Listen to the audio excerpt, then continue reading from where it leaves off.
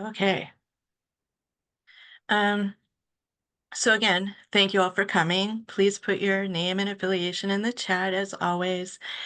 Um, so today we are going to start the process of prioritizing the mitigation actions. So we've put together all the mitigation actions and prettied up the list. And we're going to spend a few minutes going over that, making sure it's where we want it to be. And then um, we're going to talk about criteria for prioritizing the list. And I think I'll go to next steps here for the moment. Um, when we get done prioritizing the list, this will be the list that we will use for this iteration of the plan that will be hopefully approved by FEMA. And so after that approval, these are not set in cement. There's a 5-year period over which we're supposed to be implementing the plan, but mitigation actions can change. We can add to them. We can drop some if they're not going to be done or funding falls through or whatever the issue is. So this isn't the last bite at the apple, but it's the last bite for now. So um, did you want to add something, Matt? No? Okay. So so don't worry if it's not exactly right or we don't have all the information. We weren't able to go and do all the checking in the last couple of days that we said we needed to do on these mitigation actions. So over time, we'll be able to do that and we'll be able to adjust. But we're going to take a last look at what we've done up till now, make any tweaks that we want to, make sure we've got everything we need in here for now. And then we'll move on to figuring out how we're going to prioritize. So we need to have criteria for prioritizing. And as always, FEMA has some criteria for us to use. And as we were planning for this over the summer, we came up with some other criteria we might like to use as well. So we'll discuss those and come to agreement on what we want to use to prioritize. Then we're going to prioritize by survey. And we'll be sending out a survey during the holiday period as quickly as we can, and with some additional information that you can use to help you prioritize. And our next meeting on January 7th, that's a Tuesday, it'll be at 10 o'clock in the morning. We will basically hold office hours where you can come with your computer and start working on the survey and ask us questions, and we'll be there to help you through it. And hopefully it won't take the whole 2 hours, but if it does, we'll be there with you. And if you still need more time after that, there will be a few more days before we need it to be completely finished and we close it down. And then we'll tally our results and number the actions in priority order, and we'll be done with that task.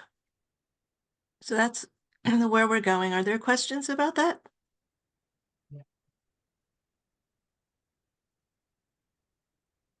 No?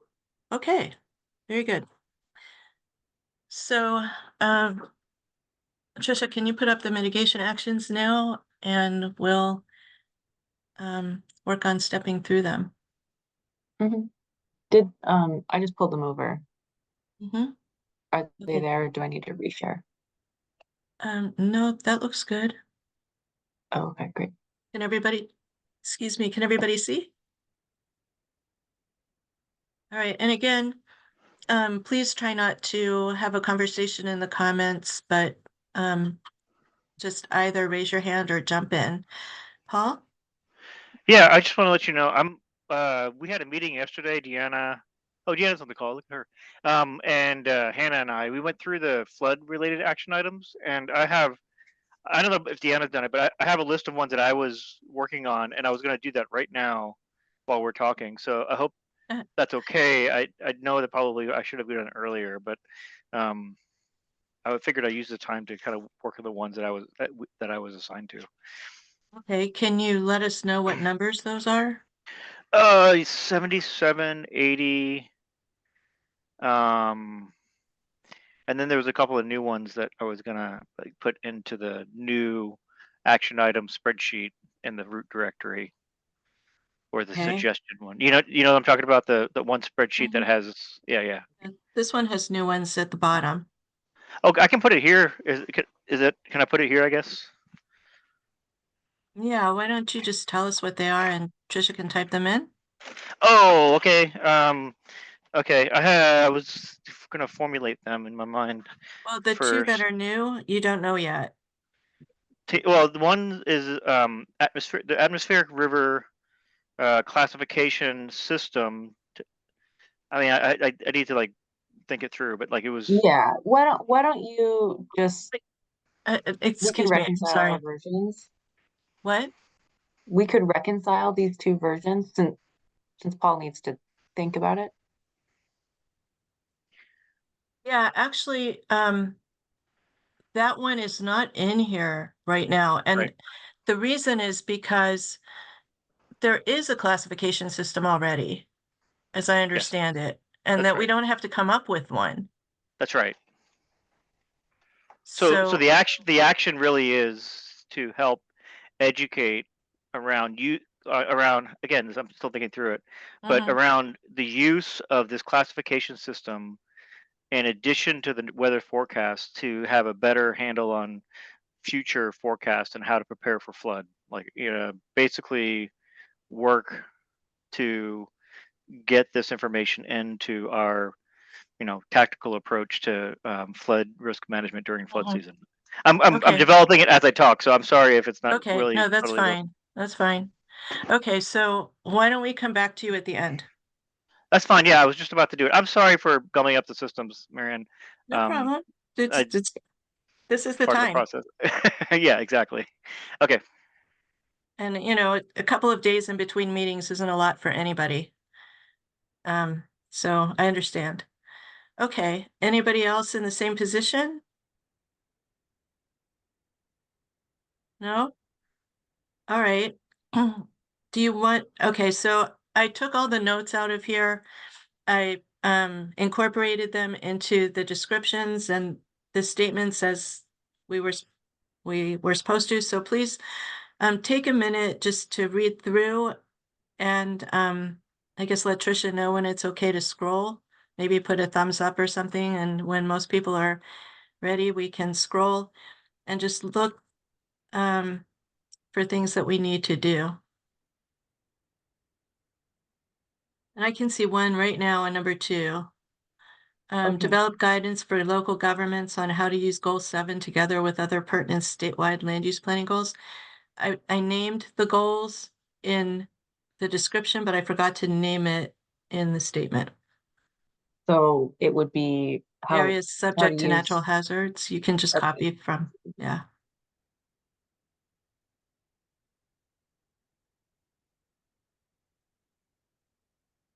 Okay.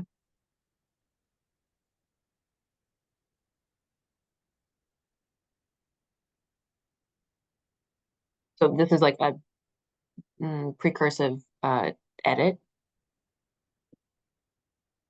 Yeah, I guess this is our last chance to go through here and ask questions or make changes for this edition. And then during after approval, there will be 5 years to make changes.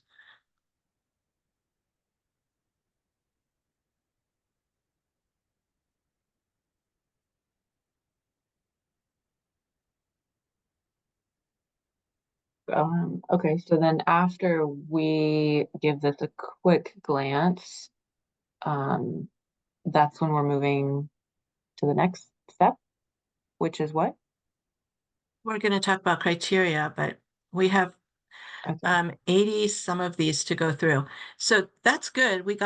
We were able to winnow this down by about 20. Was everybody ready to move on to page 2? Okay, looks like it. Okay. Oh, Okay. Yeah, Marian, if this just needs like a copy editor's glance, I'm happy to do that if we want to do something that, if we want to move on to the prioritization. No, this is more than a copy editor's glance. This is, do we have everything that we want in here? Is something out of place? Is something wrong with the changes that we made, based on the notes? Did we forget something, or did somebody else forget something that they want in here? Um, just an idea. I personally, my brain works better when I have a little bit of time to like soak things in, and Mhm. some of these actions are more relevant to our work than others. Which, probably I can just quickly check in the scroll, but thinking of other folks that might have more actions that are relevant to their agency, I wonder if there's a way to send out this PDF and give everyone a couple days to look it over and then respond, but just saying like, not copy editing, just making sure your changes are reflected. Maybe that's another approach. Yes. A couple days though will have to be really a couple of days, because we're going to be trying to get the survey out, and so we'll need to have all the comments and um I'd say um Tuesday at the latest.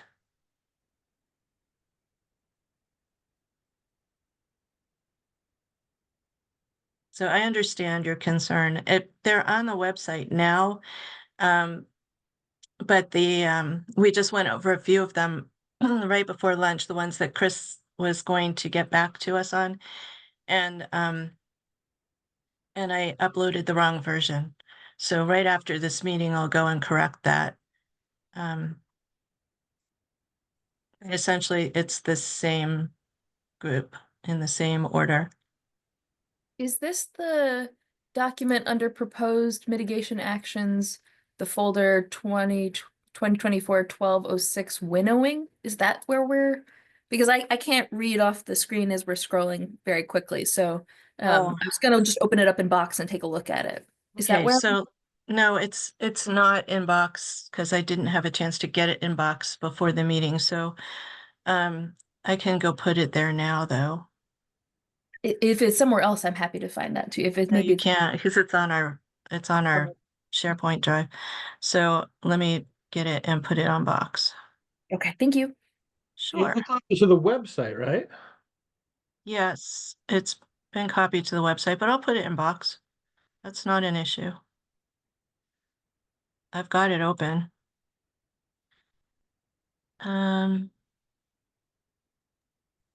I definitely am in box on that one document, and I think Paul and Deanna are over here too, if I'm not mistaken. So I'm like, I don't want us all to edit the wrong document either. Yeah, I'm not editing right now. I'm just using it to follow along, but that's the winnowing document that the floods team worked on yesterday. That's the one I'm working in. Yeah. Thank you. Okay, so I'm gonna put the new one in there. Oh, okay. Oh, that's right. Oh, you probably don't need to see hear me. Okay. I'm gonna make a folder that's called prioritizing one.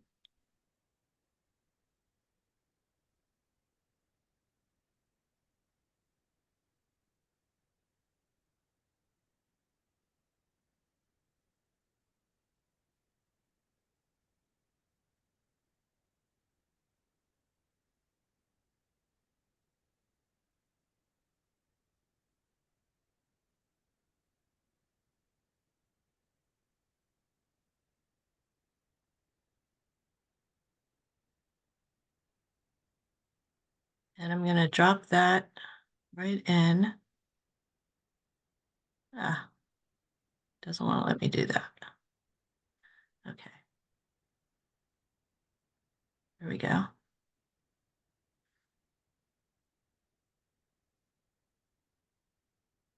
Okay, and you can all get to that, right? I I can see put it. a Yep, link to it in the chat. Thank you. So since we can have multiple people editing on Box, would it be more streamlined if I went over to Box and made our edits directly there? Do that. Okay, that would be great. Oh, whoops.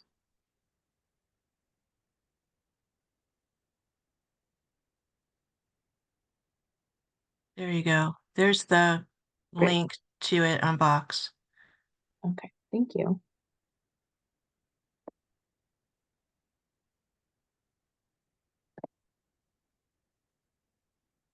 I'm sorry, Paul and Deanna, but please scooch over to the other one. You're fine. I'm already there. Okay. Thank you. You guys are great. Okay. Um,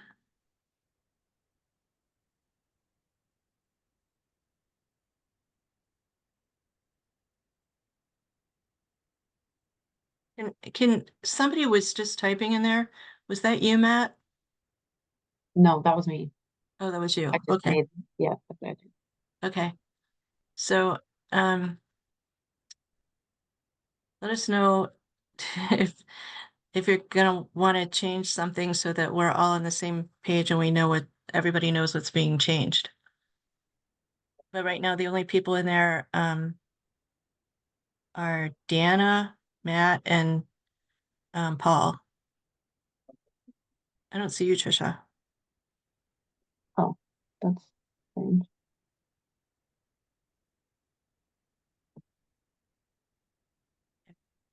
All right. Just so just take, I don't know, 10 minutes now to scroll through on your own and see if there's anything you want to change.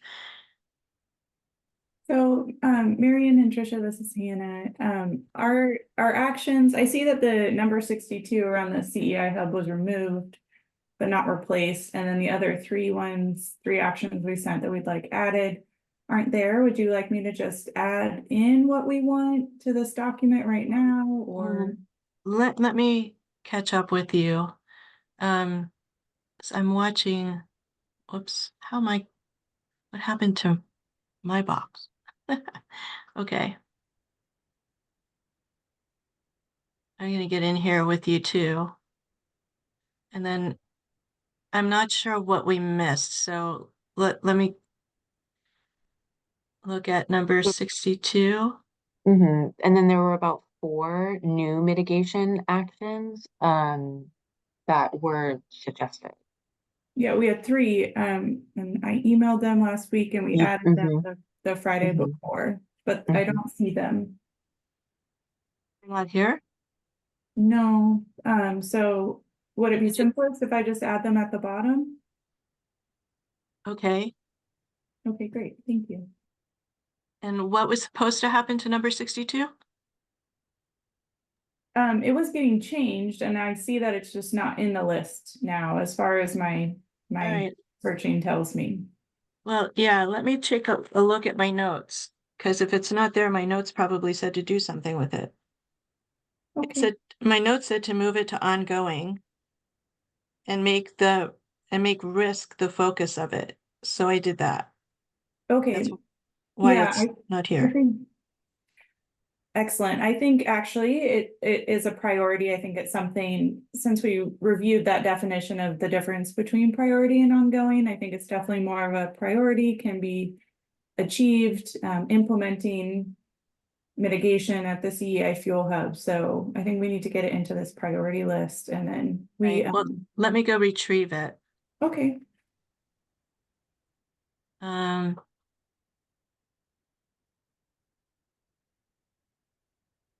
Because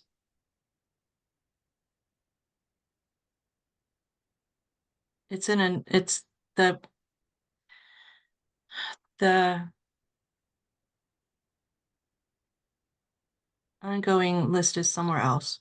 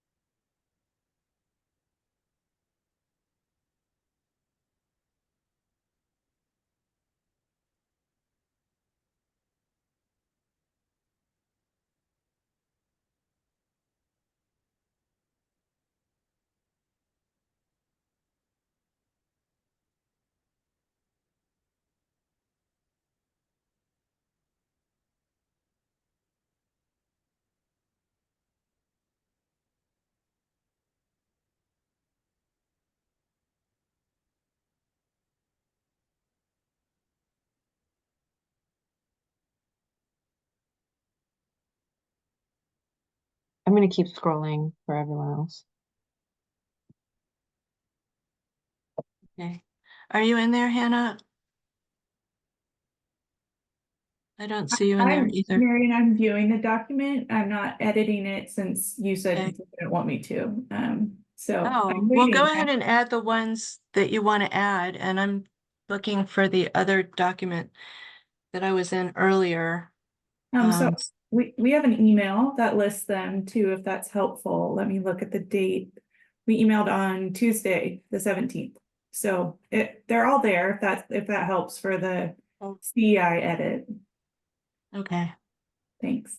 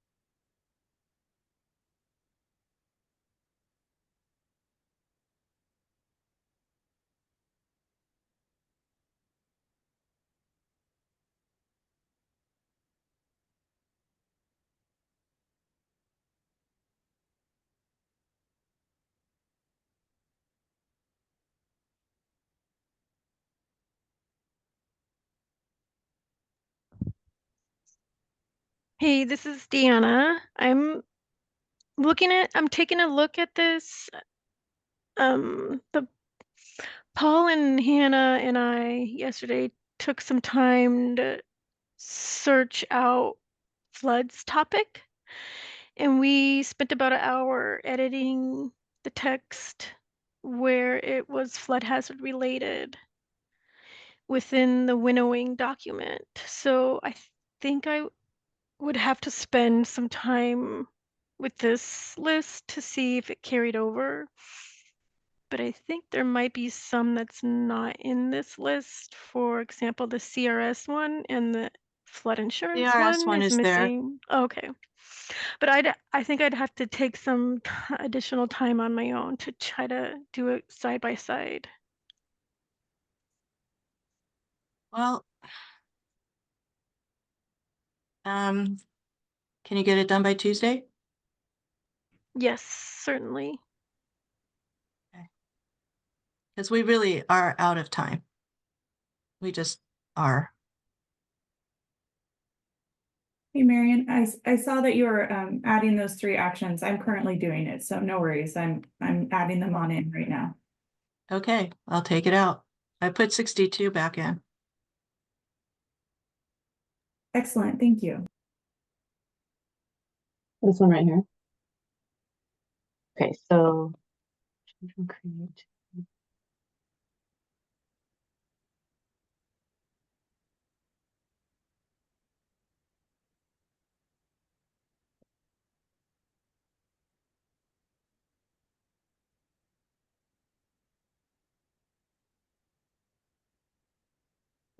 Okay.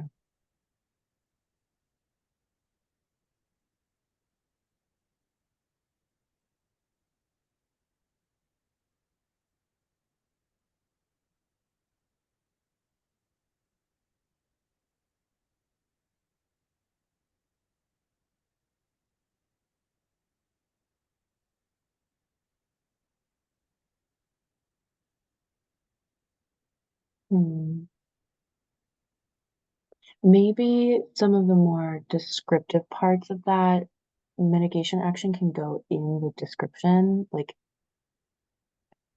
implement actions from CEI mitigation plans that resulted from DEQ fuel tank seismic mitigation program, like more more information can go over here.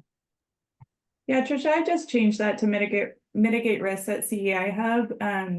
Yeah. Sounds like there's not time for those follow-up conversations, and if we're gonna specify implementing the actions from the plans, I think we really need to get DEQ's input on where those plans are at and, you know, if they are covering all the facilities. So I think keeping it broader and having a note that really a conversation needs to happen with DEQ to be more specific, would be better. So I think, yeah, I Okay. changed that language. Let's Okay. put something like that in the description. That something like that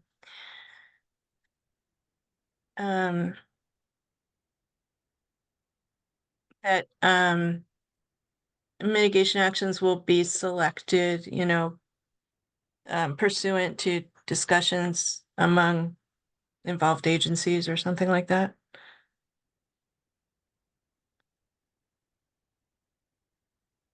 Okay. Hannah, how does that land for you?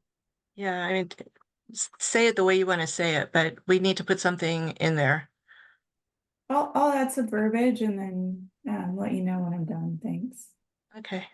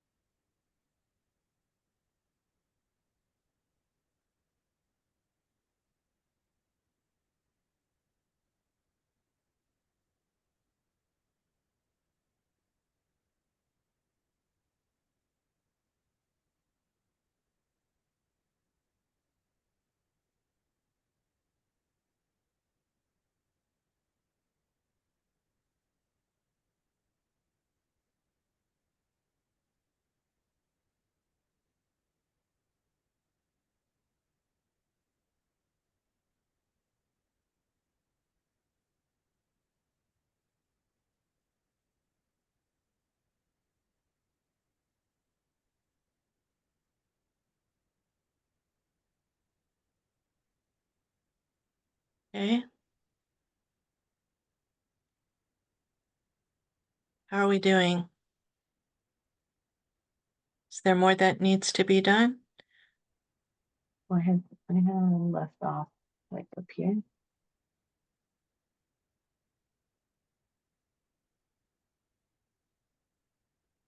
Chris, if you're on, did we have additional language for number 25? Yeah, there are a couple of those that are like that still. Okay. I can move on, so. Yeah, I had a conversation with Marian about that. There's some policy things. I didn't feel comfortable adding language at this time. Okay. Yeah.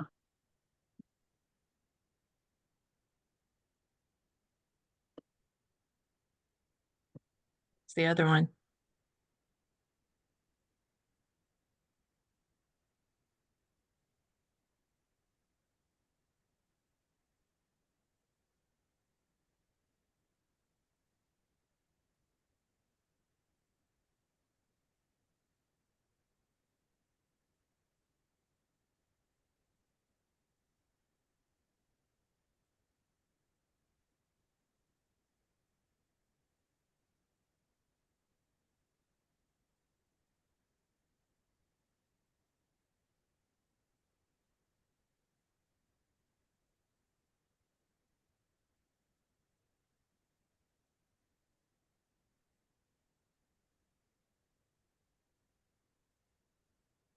Next page.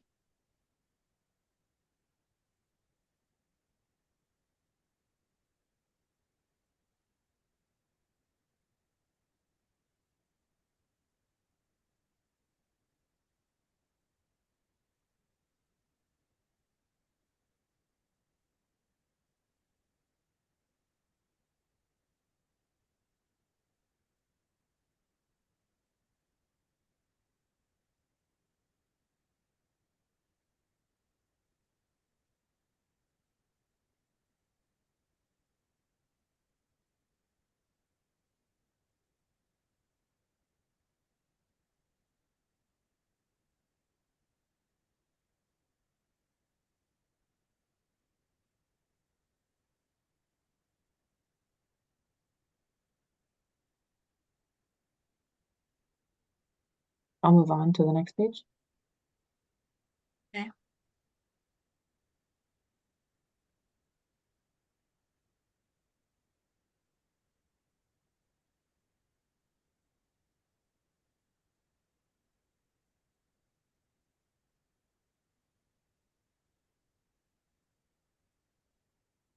Okay, and then these are the new ones. Okay.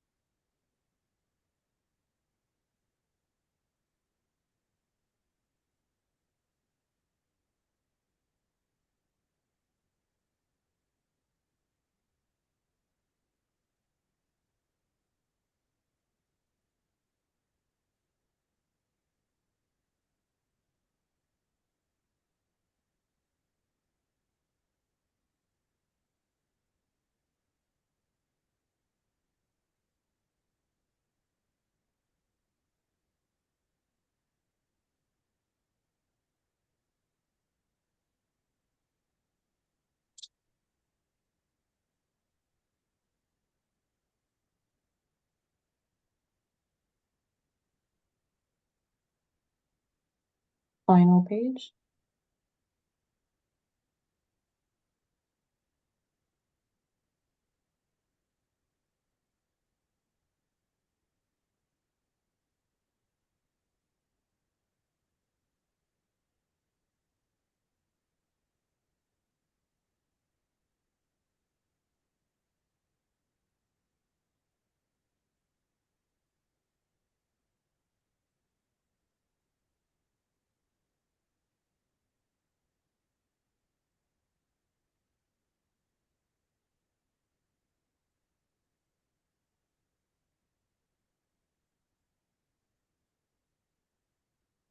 It was CA. That's probably me. I'm making some edits. Christina. Mhm. Okay. Is that the right place to put something? Or do you want it somewhere else? Is this a new one? I think we were going Mhm.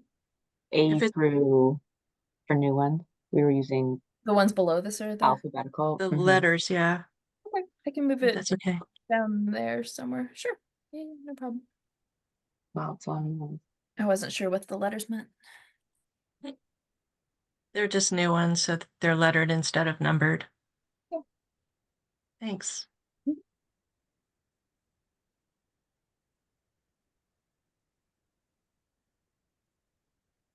I will need to add descriptions for some of these new ones.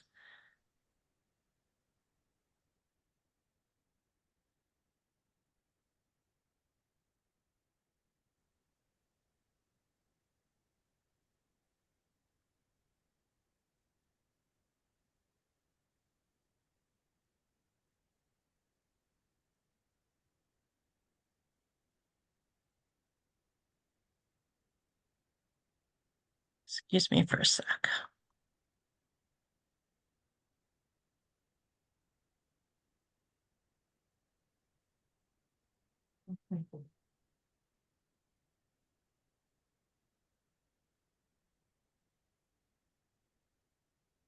Sorry about that.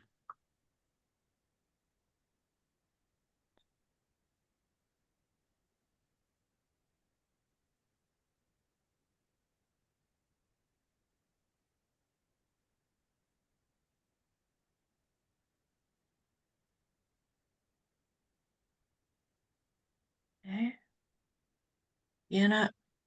Okay, it looks like there are a bunch of people working in here. Um, So tell us when you're done.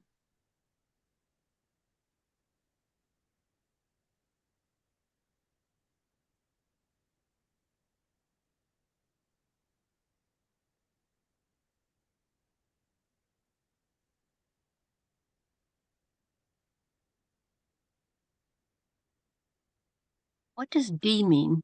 Include measurement language about building infrastructure, community resilience. What is that? I don't know. And Okay. it was on a list that we had kept Okay. for people to put stuff on, and I don't know. Okay.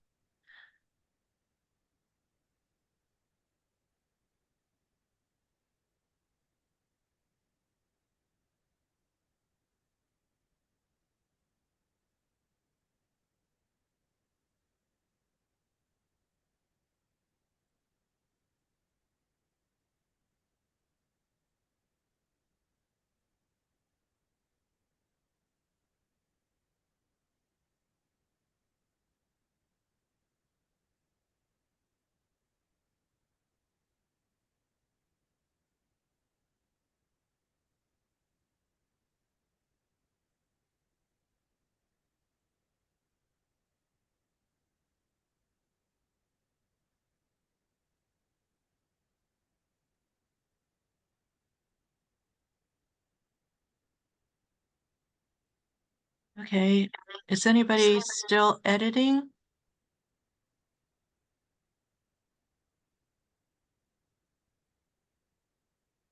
We're all done?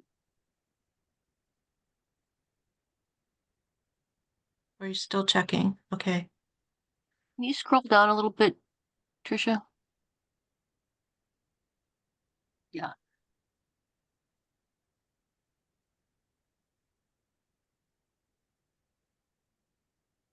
North Cascades District Headquarters, take that out. It doesn't exist anymore.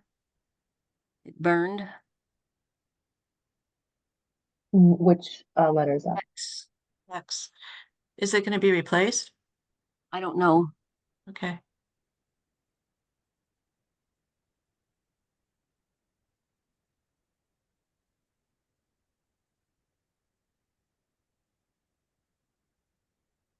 And just delete the X also.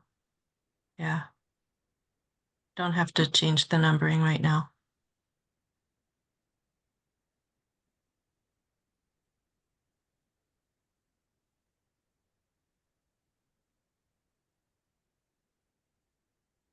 So it looks like we're going to be somewhere closer to 90 mitigation actions instead of 107. But if it makes us feel any better, another state has over 200.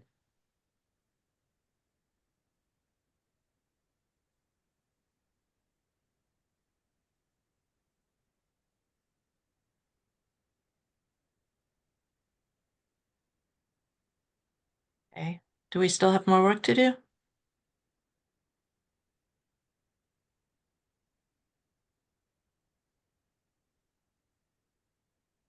Okay, Hannah, for those 3 new ones, if you're going to be at work next week, can you send us some descriptions for those? A little bit more information, background? What do you mean? Did, Oh, did the I say fuel Trisha? requirements. Did I say Trisha? No. No. Oh, okay. I mean to fill in the description column. Okay. Mhm. Yeah, I will be at work. Max provided those on our team and he'll mostly be off, so I'll touch base with him this afternoon and get his input. And we'll do the best we can. Okay, great. Yeah, we just need a little more context. In the next iteration of this, I mean, in this plan, I think what we're going to do is join these 2 statement and description columns and just have one column so that, and perhaps maybe bold the topic sentence or something, but try to put them together.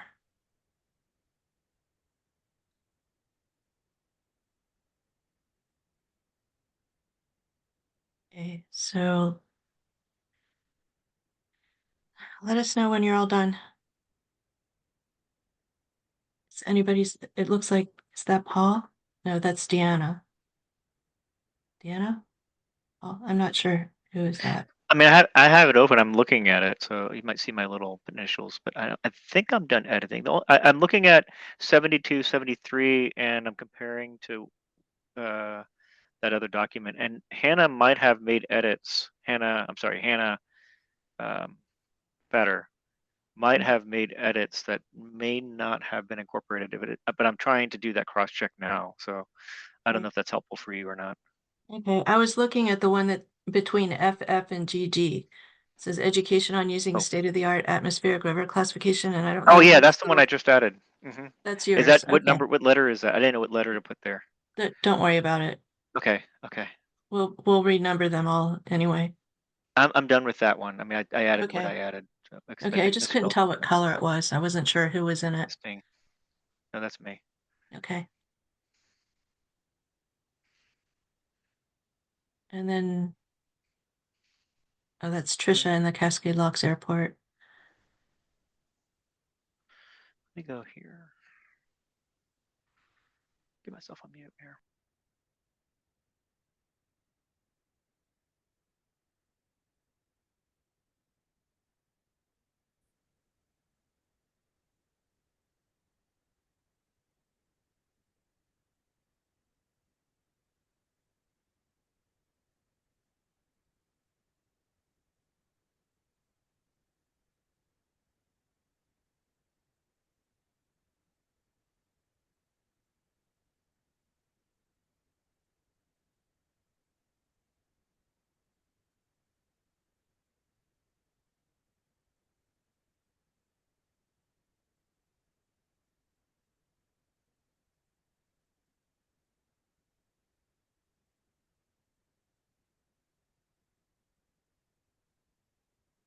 Let us know when you're done.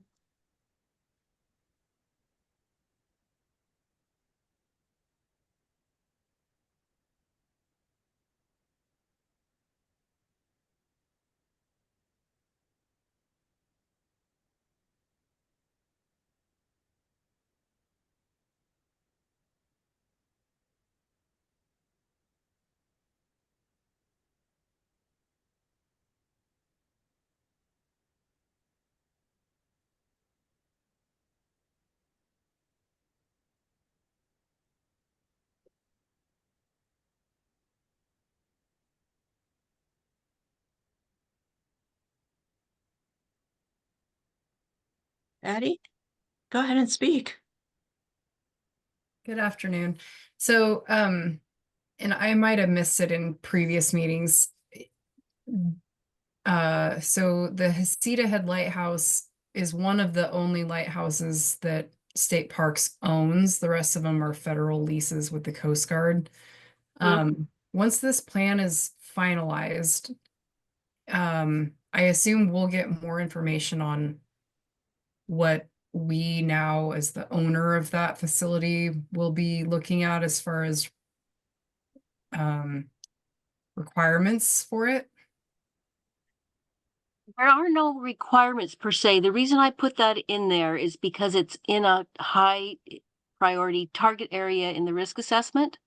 And if you need to, if it becomes damaged because of an event, and it's in this plan, it is easier to secure funding from FEMA to mitigate the issue. Okay. That's why I put it there. Yep, thank you for that. Second follow-up question to that would be, and I think we might have touched on it up above, but along the same lines of federal leases, will there be any guidance in this document that might help inform as we go forward and look at, say, future leases with partners or federal partners, for us to potentially try and leverage to say, well, it's potentially high risk. So in order to go forward with signing this lease, we would ask for these, seismic upgrades, or, whatever the case may be, to make sure that the building is safe for our staff to be in. Mm. Does that make sense? Like what, maybe will this have any impact on like contracting language, or making sure that we're signing smart leases that, aren't potentially putting the state at risk because the facility is risky? Mhm. Well, I guess, Chris, maybe you have some ideas here too, but I think that the fact that that a facility is in a high-risk area, um, I think we talked about this last time, that it may be in a census tract that's considered high risk, but it might not actually be in a high-risk area when you start zooming in on all the hazard Mhm. layers. So, but of course, a lighthouse it's going to be in the water. So, Yes. or, very close to the water. So, Right. it will be there. So I think you can use that information to, um, to negotiate your contract or your Mhm. lease. Mm-hmm. But I Okay. don't think we're not going to have anything in here that says this is what you should do. Yeah. Precisely. Yeah. Okay. Great. Thank you.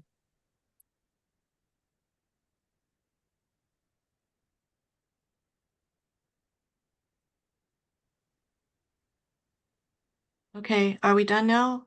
Editing? Anybody still working? Okay, hearing none. Please save it. Well, it will save because it's in Box. And we'll move on to, oh, Paul? Oh, you're I done? just gave my thumbs up. Yeah, sorry, I just gave my thumbs up. Okay, thanks. Okay, so let's move on to the criteria then. Okay, I think that was here. Okay. So, um, the famous requirement is this, and it's just this one sentence. The prioritization of mitigation actions and activities must be updated based on the updated analysis of risks, capabilities, and progress.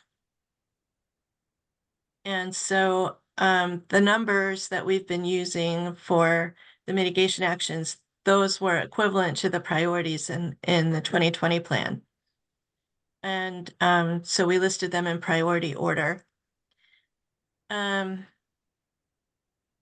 So we have risks, capabilities, and progress that we need to consider. And over the summer, OEM and DLCD spent some time planning for these meetings. And when we were talking about criteria, we were also thinking about things like reach.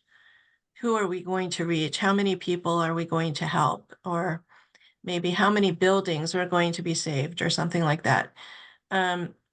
Impact, the magnitude of that help or the reach, and our confidence in the mitigation action. How sure are we that we'll be able to get it? Well, we're at this point, we've said we should be able to get them done within 5 years. That was our technically feasible piece. And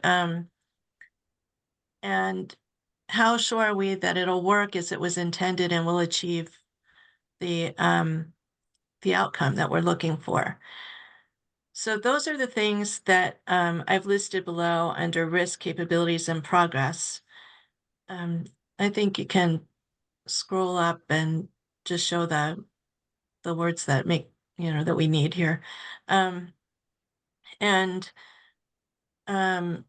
turn them into questions. And so again, this is our time now to discuss these questions and reword them if we think they need to be reworded, or add some or take some away. And then that's what we'll use to, whatever we decide on today is what we will use in the survey to prioritize the actions. Any questions about that?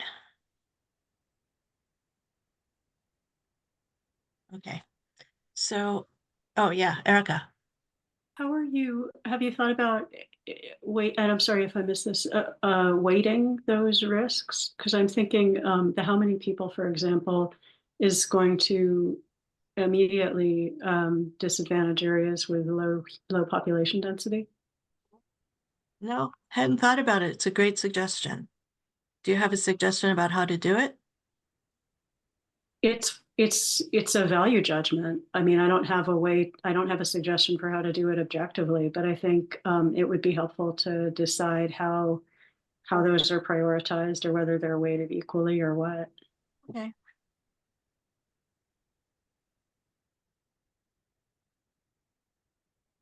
Making a note. Great question. Thank you.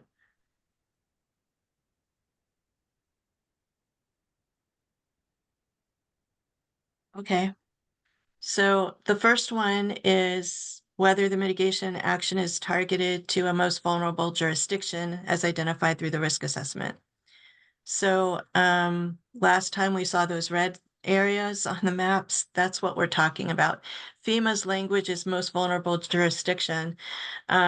We're really looking at most vulnerable census tracts. Go ahead, Philip. Sorry, I was just trying to figure out how to put my hand up because I just wanted to mention what the previous speaker was saying about sort of rating those risks. If I think of, for instance, the lighthouses, they are an aid to navigation.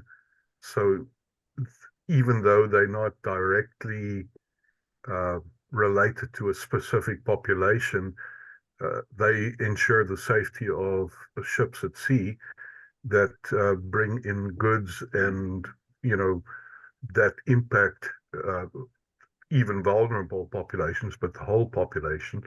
And very much the same with any other transportation infrastructure, not just the roadways and bridges, but also airports, waterways, etc., etc. So, how do we,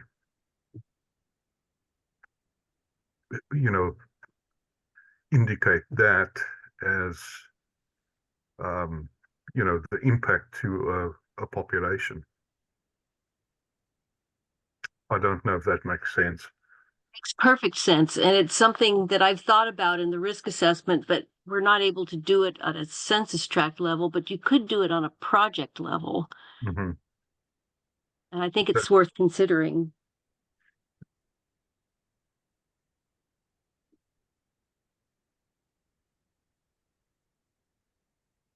Okay.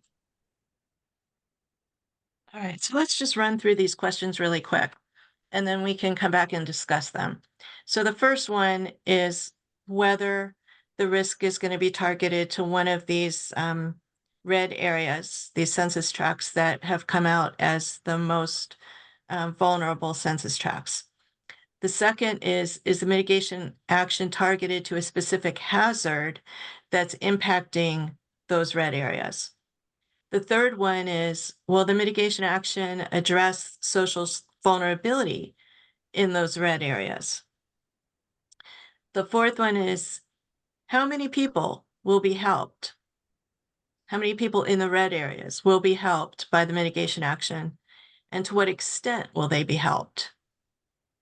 And then under the capability section, we have, does the action speak to the state's mitigation strengths? And we'll have some information for you when we send out the survey. We're working on the capability assessment. That set of big spreadsheets that many of you filled out questions about programs and statutes and regulations and funding and all of that. And so we're putting that data together now and analyzing it. We're going to give you the results that will help you get through these questions. And then how confident are we that the action will succeed and achieve the estimated reach and impact? And then finally, has the state made progress, or is the state planning to make progress in the subject matter covered by the mitigation action? So we're hoping that these questions will be ones that will meet FEMA's requirements for prioritizing according to risk capabilities and progress. And we're open to suggestions, thoughts, revisions, discussion.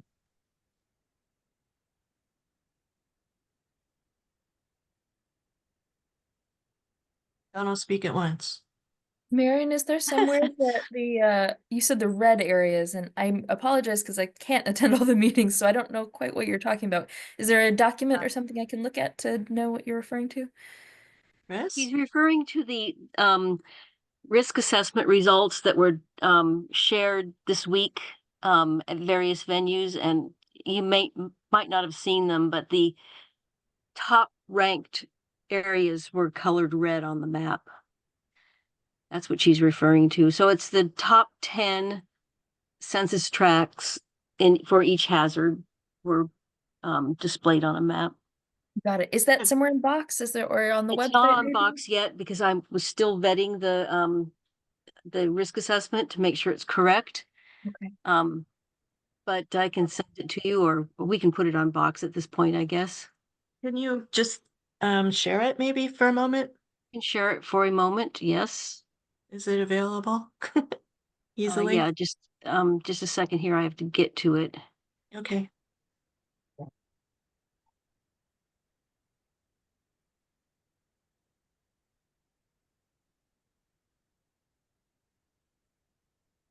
All right. All right, I will share it now.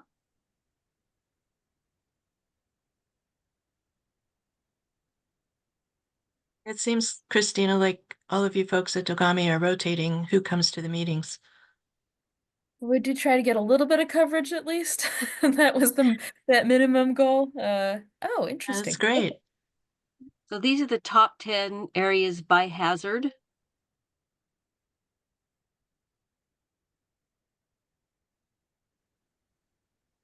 I think there's an all hazards one. Maybe there isn't an all hazards one yet. Yeah, that's what she's talking about, the red areas. Got it. That makes more sense. So then when we're trying to look and prioritize each of these actions, do we pair it with a specific hazard, or is it the all hazards top 10 list? Depends on the action. Some of them are all hazards and some of them are specific. Right. Okay. So there'll be an intermediary step where we have to designate it general or hazard specific, I guess, right? Yeah. I don't think that I don't have a map yet that shows all of the red areas for all hazards on one map. We also have it by city, but those are not ranked yet. They're not showing the top 10. But that information is available in a table. So anyway. they are by the red bubbles. Yeah. They're not only the red bubbles, like the ones you just showed. Right. Yeah. Yeah. So this one, yeah, we don't have an all hazards. General, by the way, are just the social vulnerability top 10 areas. Really? Yeah. Oh, so sorry, I didn't know it was on view, but I kind of expected to see a little bit more geographic variability, but I guess that's. Yeah, well, top 10. I mean, if you do top 20, you might see more. Yeah, We might change that from 10 to something bigger. We're still kind of thinking about that, but I guess yeah, I was thinking like Harney County or something out there. How do you square the top 10 with the percentage? Let me show you a different map. Hold on. Okay. This is interesting, Chris. Sorry to interject. is it feasible to look at the relational or proportional population to risk ratios as well? Or is that already included in that? Because, for instance, Harney County with a lot lower population, but potentially a higher fire risk or Yeah. drought risk, So what we did, but it impacts less people. yes. So one of the assumptions in the risk assessment is that we wanted to capture harm proportionally. In other words, if 80% of the people in the census tract are affected by this, that's what we wanted to capture, not that there were 50 people in the census tract. Right. So the population part, we're thinking about adding as a separate data point to use when we're assessing the potential harm. Okay. So yes. Yeah, that answers my question, I think. Mhm. So yeah, so Harney County did show up as a in the top 2% of census tracts, but not the top 10, and that's why we're thinking about the binning, Gotcha. whether it's appropriate as we have it now. But you can see that this is the full data set with all of the census tracts scored. So sometimes there are more red areas than top 10. So like I say, we're thinking like this is a good example. We're thinking about whether we want to change it to something more inclusive, more deeper into the data set.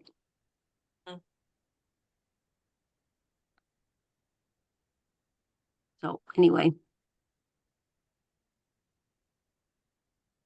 So that's what we mean when we say red areas. So what we're doing, the approach that we're taking in this update is that we're going to focus on those top areas, the red areas, instead of trying to do everything for everybody statewide. Now that we have a risk assessment that can point us to where we should be making investments and what we should be making investments on or in, we're going to use that information to narrow the focus for the next 5 years.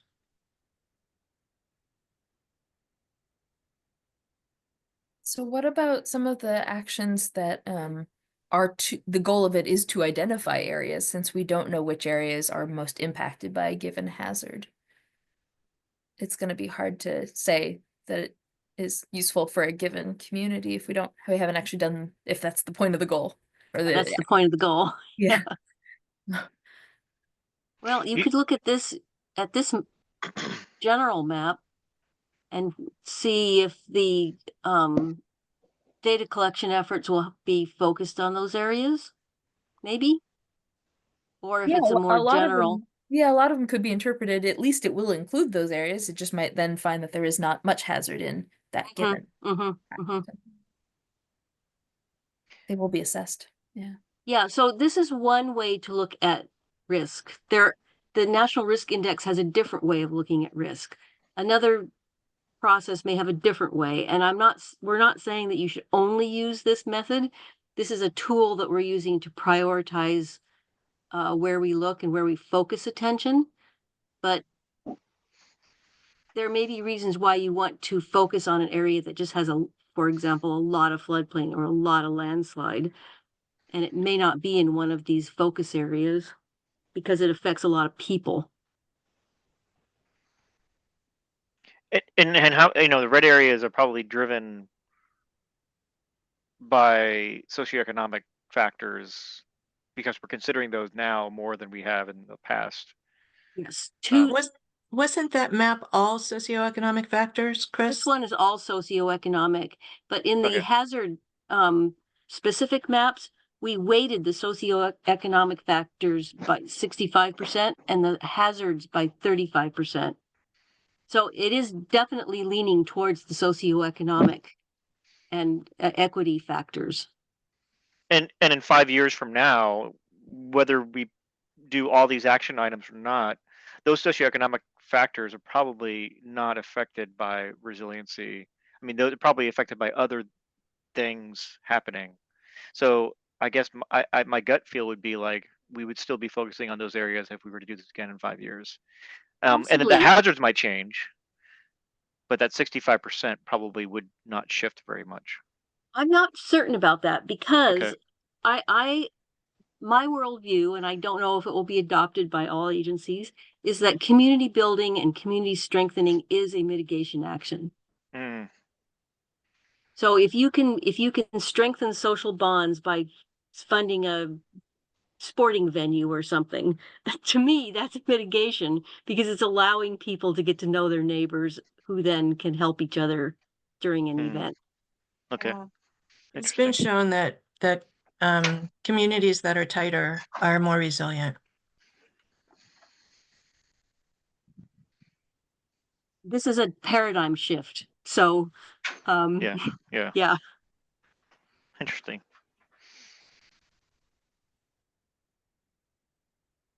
So should I stop sharing this now? Unless other people have more questions, do you think you have enough to go back and talk about criteria? Okay, so let's go back and talk about criteria. We can always bring that back if it's necessary. Okay. So are these the right questions?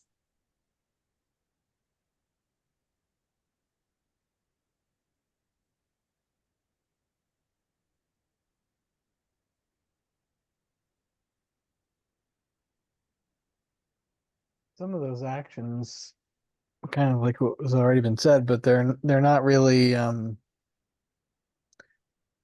they're future actions, and so it's like, how is there a way to still deal with those top 10 areas per hazard while also taking or making sure those other areas, those other colors don't kind of migrate up in the risk?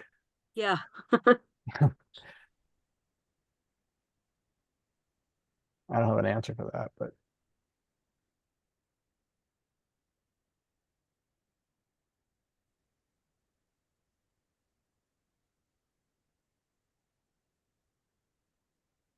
I don't have the answer to that either. That's why I'm saying we have to look at the risk from multiple perspectives. Mm-hmm.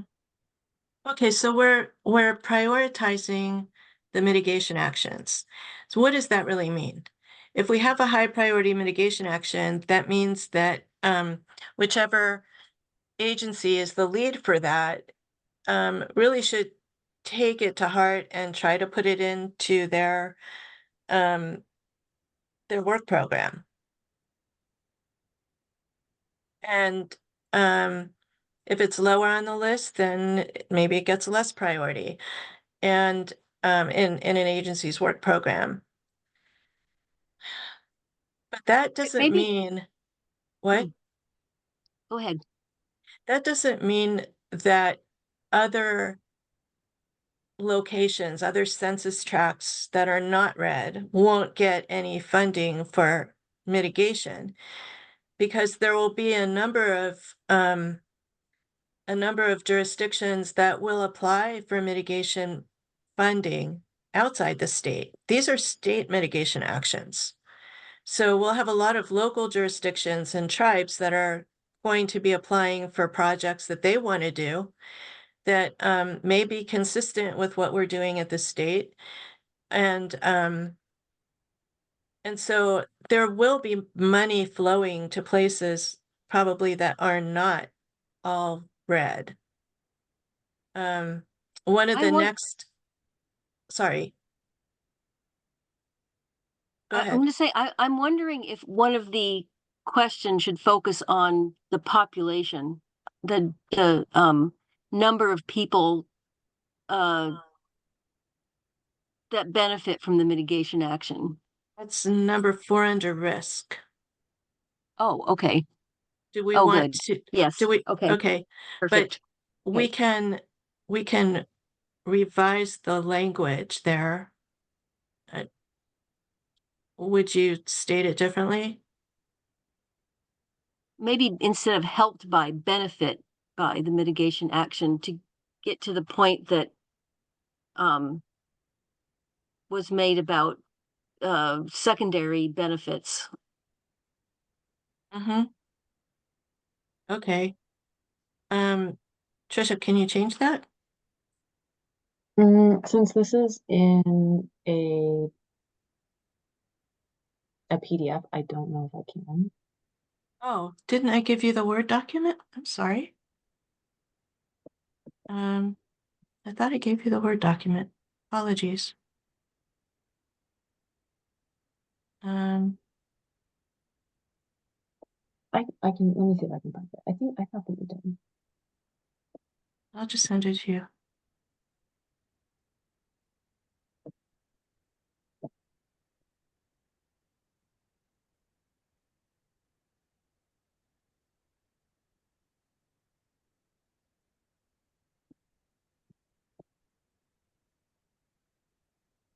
Here you go.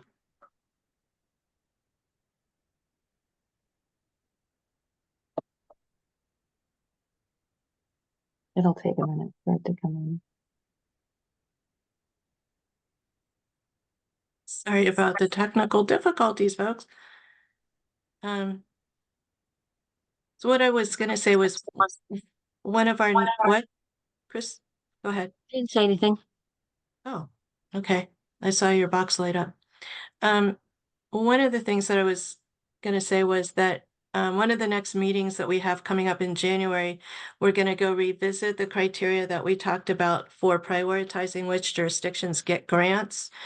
And so just remember that just because we prioritized at a state mitigation action doesn't mean that local jurisdictions or tribes will not get any money, or, you know, they'll all be applying as well. And I think, Chris, you said something earlier about getting money after a disaster, but there's also money when there is no disaster in certain programs. Yes, correct. Yeah. So if for example the lighthouse needed some erosion control or something, that would be a pre-disaster mitigation situation.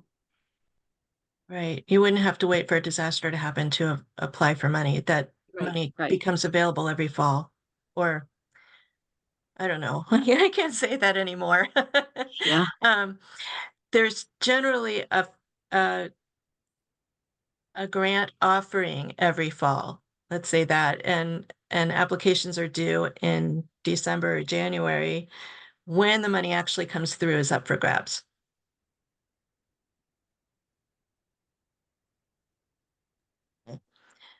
I have, So, I don't know if Yep. are we still working on how to change number 4, I guess? Yeah, I guess we were, but go ahead and while we're waiting for that, go say something else. So as I've been looking back and forth between the list of our actions and looking at some of these criteria and realizing that we have a lot of actions that are not geographically specific. Correct. And a lot of questions that are geographically specific. So I think what we'll have to make sure on those geographic questions is that there's kind of a not applicable answer when we prepare the survey, because you don't want to grade that one down by saying, well, it doesn't address the 10 most vulnerable census tracts, because it's not geographically specific action. And that's quite a few of our actions actually, I think, fit in that category. That's correct. Yeah, thanks. So getting back to Chris, what you were saying about reach, can you give me like a synopsis of what you want changed? Instead of helped by, I would use the word benefit from the mitigation action. Because some people may benefit directly from it, but others may benefit from it secondarily. Okay.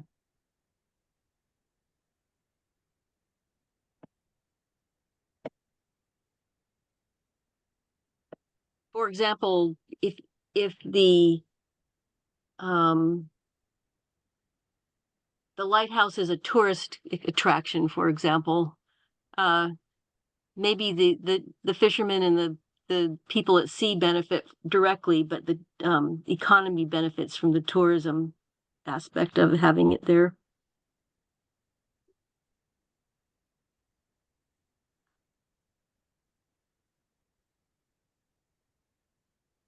So they're not directly helped, but they do benefit from the project.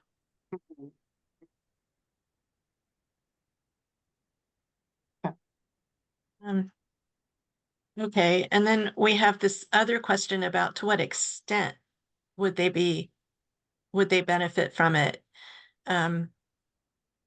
It's a great question, but I don't know how we would actually get to the answer.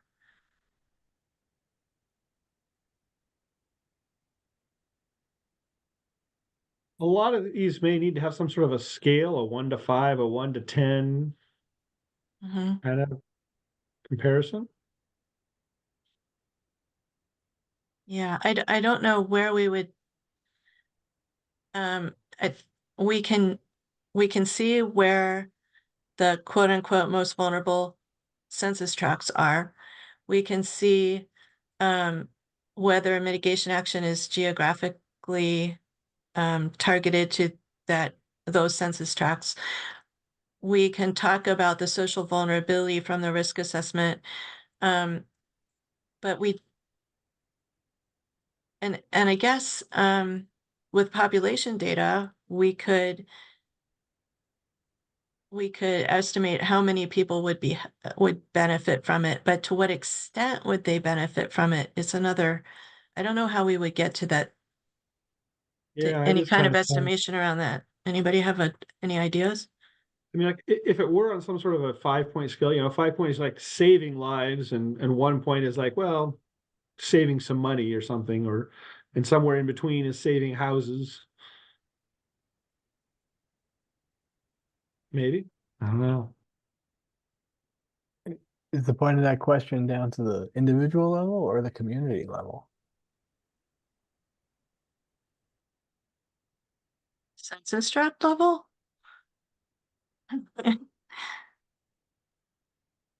Um, well, maybe another way to do this is if we took those census tracts and we put county boundaries over them. Would that give a better sense of how many people we're talking about? Like sort of the zone of influence. Yeah, so in the past we've reported out in the state plan at both the state level and the county level. Now we're down to census tract level. If we do the mapping that Chris and Dogami have done, when you look at it, when you roll it up to a county level, it all just washes out. So it really needs to be at the census tract level to see what's happening. But if you just put county boundaries around that, you can see what's happening in the county. And with your knowledge of the state geography, you can see where the cities are. We could also put cities in that area. So you saw the little dots for the cities. And maybe that, or we could mark where the cities are, generally, like where is Eugene and where is Bend and where is Prineville, and just to give ourselves a better sense of what we're talking about and who would be helped and who is most vulnerable and how many. Does that make sense? Or you could use a buffer or a ring around a project or an action, and say how many people are within 50 miles of this, or how many people are within 50 miles down the road, or something like that. I think there are ways to do it, to capture that. I called it the zone of influence. Um, I think maybe going back to Matt's comment earlier, a lot of these, I'm just looking through the actions that we have, and I don't know that it's gonna help to have a spatial component to this, you know. Just doesn't it, maybe we can test out a couple of these actions by the criteria here. So I'm seeing investigate the impact of climate change on flood conditions in Oregon.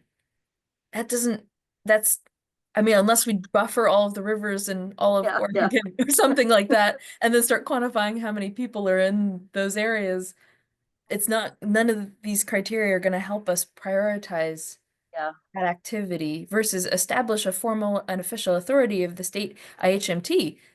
Great as well. I don't have a way to quantify that, and it's certainly not in the same spatial component. So Mm-hmm. this is Shouldn't challenging. even be in there anymore. Oh, okay. Well, I'll let you dig into that, Yeah, I thought I Marian. took it out, but maybe Okay, I okay. forgot to do the delete part. I mean, all these are great activities. I just do wonder how we're going to prioritize them. That's Mm. they're Well, apples to oranges too. Yeah. going back to the first one, the flood one that you read. Can you read that Sure. one again? I think I've been skimming back and forth, but investigate the impact of climate change on flood conditions in Oregon. So, if we looked at that one, would we read it? Investigate the impact of climate change on flood conditions in the red areas, and then in the rest of Oregon. I don't think you want to do that. I mean, because Okay. the analysis would be more general.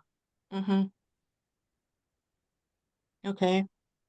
I mean, you could, I don't know how accurate it is, but you could look at the National Risk Index and pick out all the number of people affected by flood in their estimation and say those are the folks that would benefit from more refined information. So I think we may just have to kind of go with some broad categorizations, and we could say like flood affects a lot of people, so we give it kind of a high There you score. go. Yeah. Where some of our other, maybe affect less. Yeah. I like that. Coastal Local, erosion affects a small statewide. handful of people.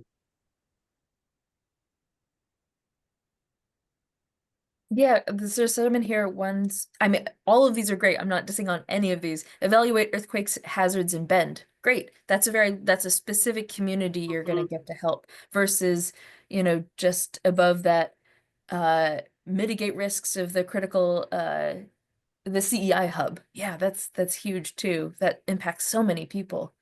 Oh my goodness. Mm-hmm.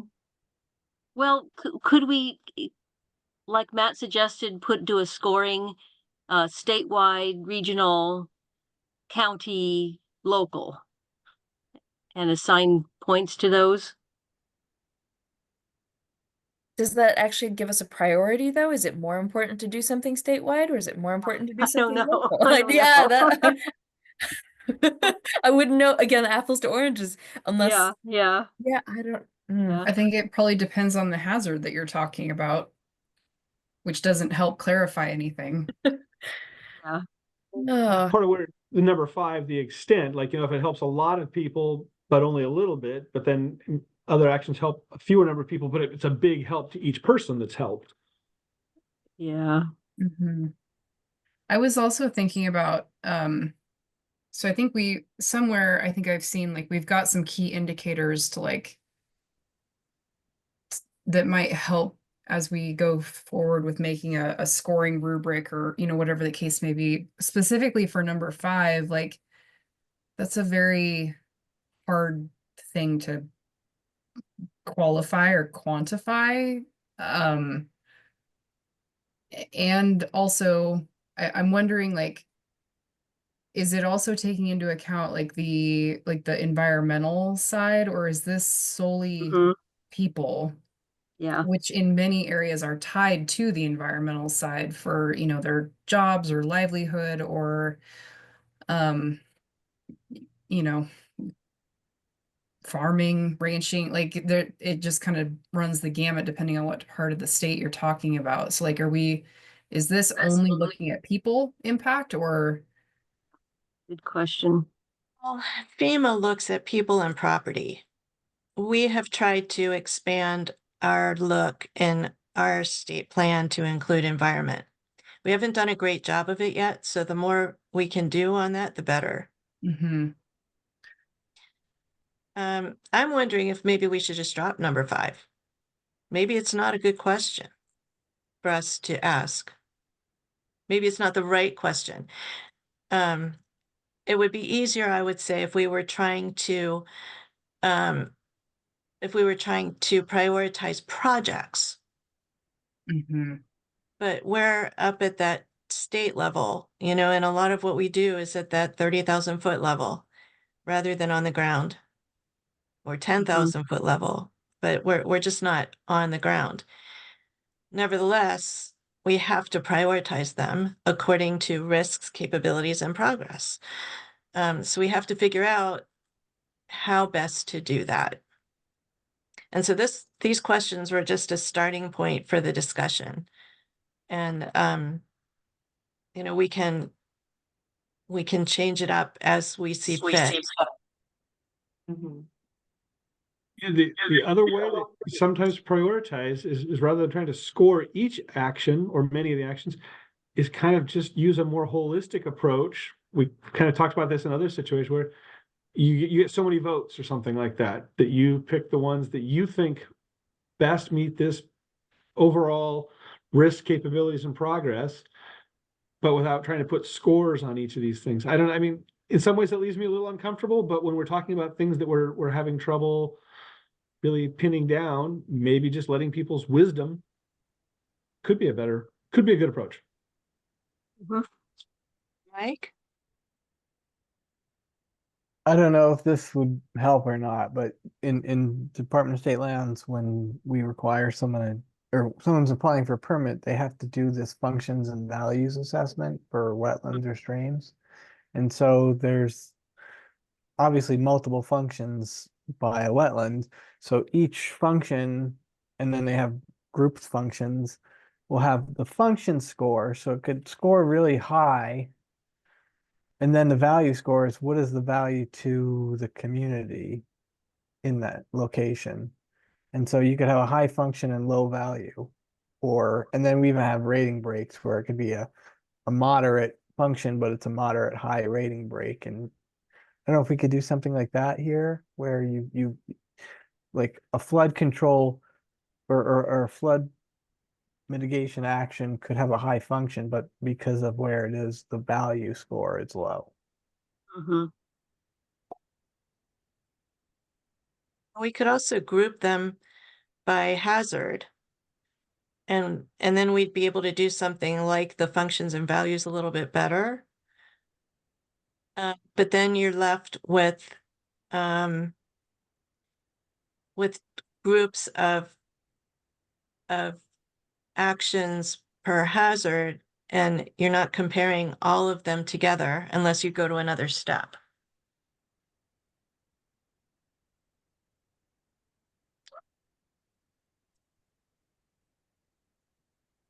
Is it important to compare one against the other? Is it possible? Matt's idea to just set a number that we're supposed to rank, and maybe it's like rank your top 20, and then I'll come back and see where that leaves us. I mean, I think the risk with limited time is that it's kind of a washout, right? People don't pick enough of the same ones for like a strong theme to come through. But there is something, since it seems like comparing a lot of apples and oranges in terms of topics and breadth, and I think there's something that makes intuitive sense given what we have, to just look them over and use our brains and areas of expertise. Okay, Erica? Yeah, to kind of build on that, but slightly more objective. I mean, you could use best worst scaling, and that can be programmed. So basically, you would be sending people an electronic survey, but you're taking usually a couple of options and saying which do you for example, and saying, which do you want the most, which do you want the least, which are you giving the highest priority to and the lowest priority. And people don't necessarily receive all possible, not each person that is contributing to the survey doesn't necessarily receive all possible combinations, because that's a heck of a lot. But if you have a large enough group that's participating in the survey, you wind up getting pretty even coverage.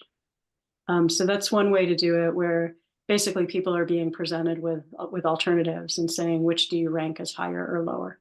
And it can help a little bit if you have a really large set of things that you're trying to rank, because the human brain can't really deal with ranking large sets of options. Yeah. So then not everybody would get the same survey. Everyone would No. get this, not everyone would get the same groups of things to rank, but across the population of people that are contributing to the survey, you wind up having an even I'm not explaining this very well, but you wind up having a pretty even representation. I can send you a couple of citations on it if you want. Yeah, that would be great. Thank you.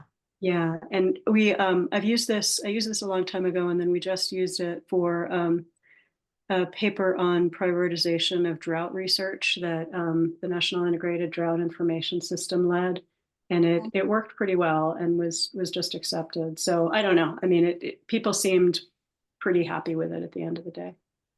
Okay.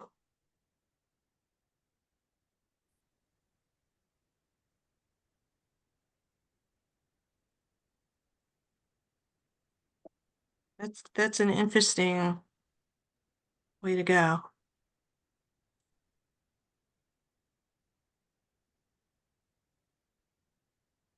I think you could also divide it up by subject matter and just, give the flood folks the flood ones, and we internally argue it out until we come to some sort of consensus. That would be okay with me. That's a great idea, because I have found as we're doing this risk assessment that unfortunately these hazards are siloed. The experts are different. Yeah, I wouldn't feel comfortable, honestly, trying to make a call about the work the DLCD does, for example, on planning. I wouldn't know what to prioritize.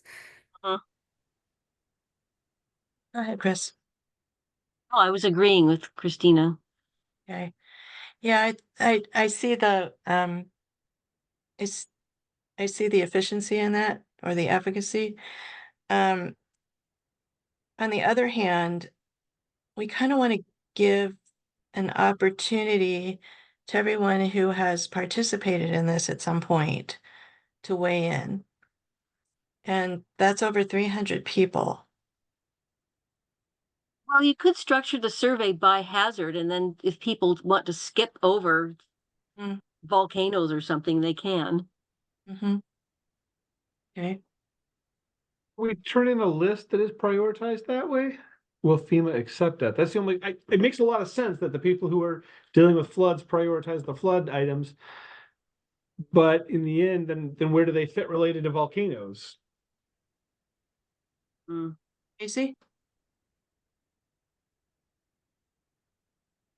Sorry, trying to get off mute there.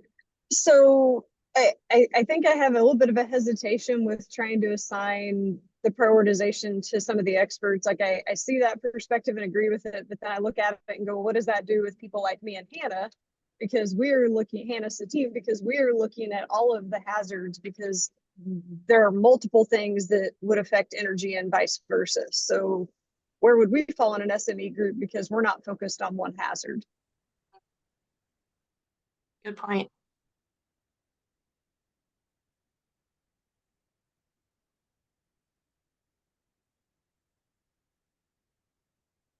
So Erica, how would organizing this by hazard work with your idea? You could still do it within each hazard. And I mean, I don't know how many options you have within each hazard. If you're down to, I'm making this up, if you're down to 10 choices per hazard, then it's pretty easy to rank 10. It's really difficult to rank 60 or 70. I mean, I guess if you had the 10, if you had a rank of the top 3 in each of 12 hazards, you could apply that scaling method to then select among those the options related to different hazards of just comparing them. So it's a way, it could be a way to compare those apples and oranges. Okay. It's a great conversation. So what I think we can address the first 3 questions. And we have a way to address the 4th one, or a couple of ways. I don't think we have a way to address the 5th one under risk. We do have a way to address the capabilities, number 1, because we're going to be giving you that information. The confidence question, we haven't discussed at all, and the progress question is, it'll come from the information that we have on which mitigation actions are progressing or completed or ongoing, and also from the capability assessment. So I wonder what you think about the confidence question. And we have 20 minutes left just for a time check.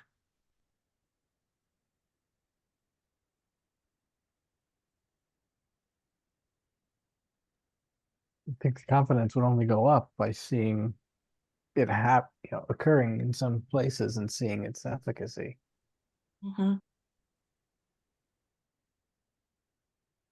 I think that question is going to be affected a lot by your knowledge of a given action, and how smart the action is, like how much it's written with the SMART framework.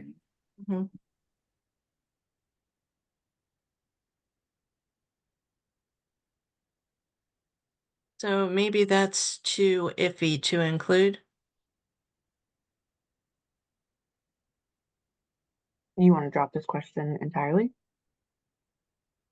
It's a suggestion. It's, It's out there. up for discussion.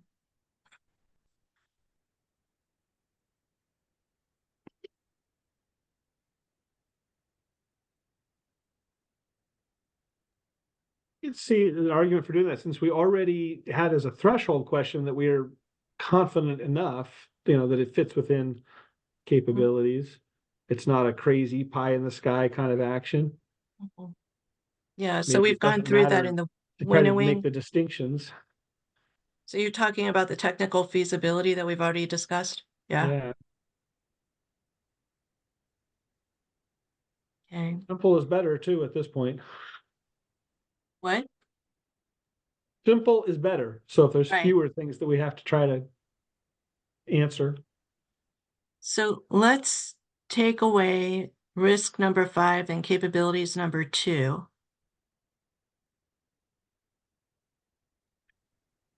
Tricia, if you're editing a document, we're still seeing the PDF, I think. Oh, I apologize. Ah, there you are. Okay.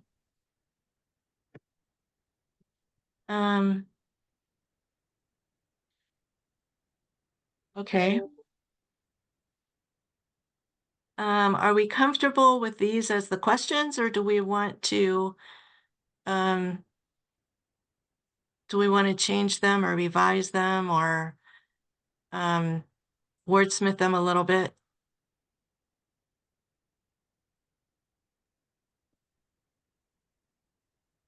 For the progress one, I would, where it says planning to make progress, I would put a time frame on that, because the state could always be planning on making progress, but is it within the next 5 years or is it in the next 50 years? Yeah, I was thinking that that would be if it's a mitigation action already, like, has the state made progress in this, in the subject matter of the mitigation action, or is the mitigation action here because we are wanting to make progress in the next 5 years? We're planning to make that progress in the next 5 years. That's what I was thinking, but we could take that part out and just say, has the state made progress in the subject matter of the mitigation action? Just add the 5 years to it would be helpful. Okay, in the next 5 years, okay. And you might want to add another question about funding. Has funding been allocated for this project? Or is it, are grant proposals being prepared? One of the things that we have to do is identify existing or potential funding for all of our mitigation actions for each one. And at minimum, we have to identify FEMA or federal funding. And FEMA would like to see us identify other sources of funding as well. So we'll be going through that with the lead agencies. And that's one of the last steps in doing the mitigation action tables.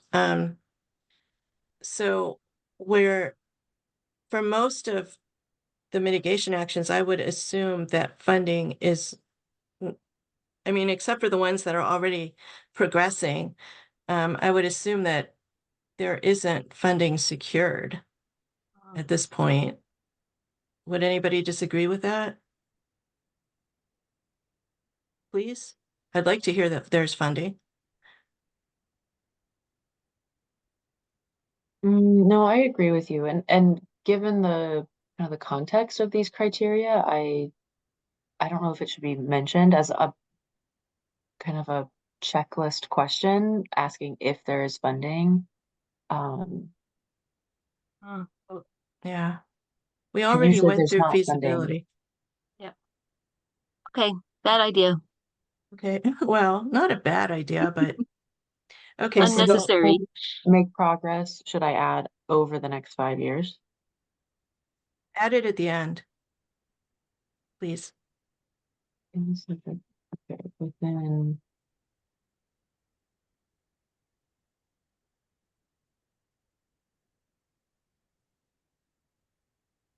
Oh. Maybe not, sorry. Okay. I'm trying to put it in the right place grammatically, but I think you were right the first time.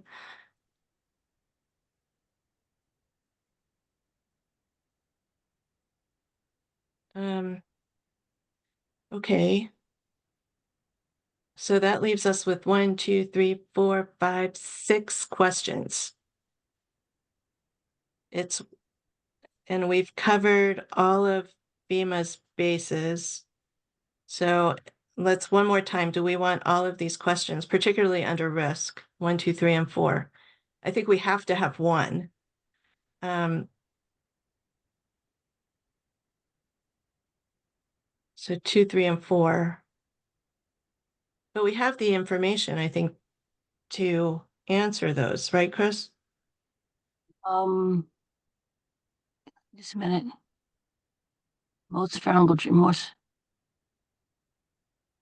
Well, because our risk assessment combines social and exposure, I wonder if we can just combine 2 and 3. Because if you're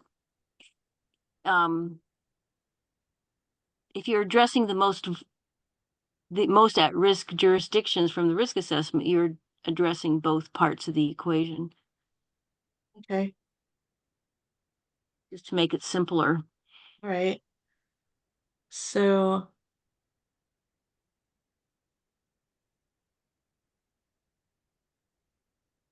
but there are reasons to keep it separate too, as Christina has mentioned. There might be some areas that have huge floodplains, but they're not in a socially vulnerable area. Mhm. So you'd want to capture both, I think. both parts of the equation. No, I'd keep it separate. Never mind. Well, Talked and- myself out of it. And the reach question, number 4. I think that's important also. But we haven't settled on how we want to identify how many people.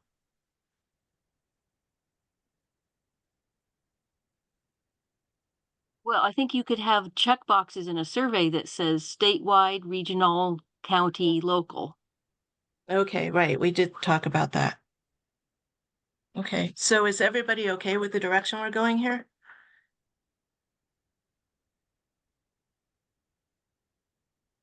I think so. I think so number 4, so like going back to the lighthouse, right? Like we have international tourism, you know, and I don't know how you capture or quantify, like we would have stuff like number of visitors to a specific site via like vehicle counts, but I don't know like the ripple effect of how you account for, like, if we shore up the lighthouse and make it stronger so that it's more risk tolerant or hazard tolerant. Like, I don't know how you measure the benefit of the folks who aren't local to that geographic area. Could ask it twice or ask it in an A and a B that, you know, how many people will benefit directly and how many people are likely to benefit indirectly. And again, you know, lots, you know,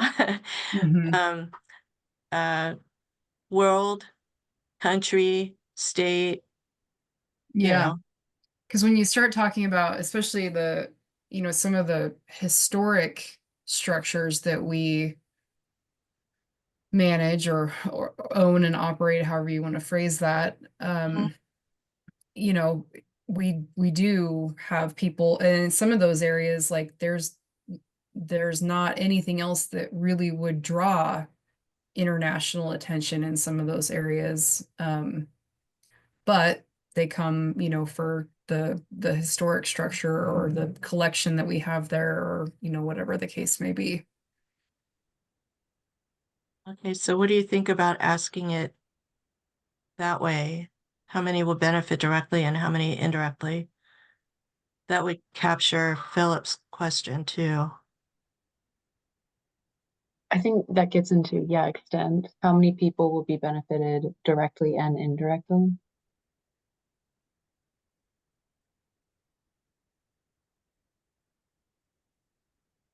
Yeah, but we could reach. We could divide those out and give different answers. Yeah, I don't think you want specific numbers, right? You just want a few, a lot. Right, right. Well, Yeah. but that Yeah, I mean that. depends Sorry, on the those can person. be pretty broad. I mean, like, yeah, a lot or very few or. That's very subjective. So maybe more than 10,000 or fewer than 10,000. Yeah, I agree. Yeah. And then I assume when these surveys get sent out, like each question will kind of come with an explanation of, you know, if the buckets are a few, many, or a lot or whatever, like I assume that the survey will also come with, you know, this is what the state sees as many, or, you know, to help folks be accurate when they fill these out. Right, okay. Makes sense. Okay, I'm making notes.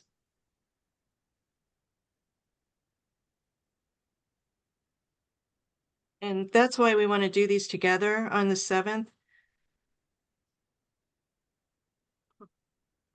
So that we can be there and help answer questions if there's something we missed or it's not clear. Yeah, Marian, I was gonna follow up. I know you explained this in the beginning and I apologize, but No problem. So the idea is you're gonna send it out in advance, but then anyone from our agency who wants to fill it out needs to be at that the meeting on the 7th to fill it out during that meeting. No, you don't have to be there, but we would like you to come and, and take advantage of the fact that we'll be in the room with you. So we And could like fill I it said, out. we then intend to send this out to lots and lots of people, so it won't be just you guys. And when we talked a little bit about doing a dot exercise, and I think you brought that up too, where you give people 20 options or something to put on their favorite mitigation action. But then, if one agency brings 10 people and one agency brings one, that really skews the results. Okay. And should we just plan on one survey per agency? Is that the goal? I would say my gut reaction is like one survey per participant, people who have been participating so far. Or the merrier, or people who want to participate. You Okay, think so? Okay.